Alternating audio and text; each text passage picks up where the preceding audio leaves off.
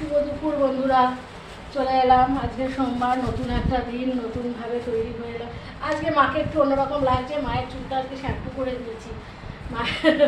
মা আজকে শ্যাম্পু করেছে। তো কারণ ফলোয়ারিনি কালী পুজো আসছে, তো মাকে সুন্দর করে সাজাতে হবে, তাই আগে মায়ের চুল আজকে মা শ্যাম্পু করেছে। এবার ফেসিয়াল করতে হবে, সাজতে হবে মাকে। তো আজকে রান্না হতে আমার অনেকটাই বেলা হয়ে গেল মায়ের দিকটা দেখতে গিয়ে।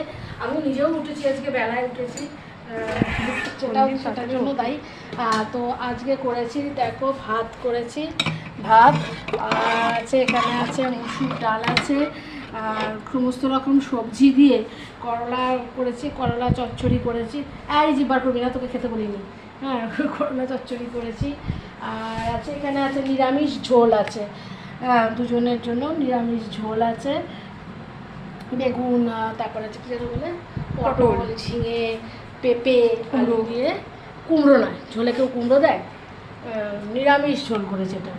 আচ্ছা, এটা করেছে, এখানে কুমড়ো আছে। হ্যাঁ এখানে আছে। এটা কলমি শাকের চচ্চড়ি করেছি, মাছের মাথা দিয়ে। মাছের মাথা দিয়ে কলমি শাকের চচ্চড়ি করেছি।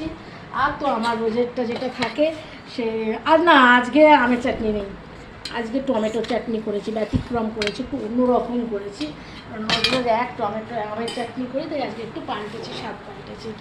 তো আর আছে দই। এটা ফাঁকা বাটি, বাটিটা ফাঁকা, দইটা ফ্রিজে। দইটা ফ্রিজে। তো দইটা তো আমাদের জন্য। যাই হোক, এই ছিল আমার আজকের মেনু।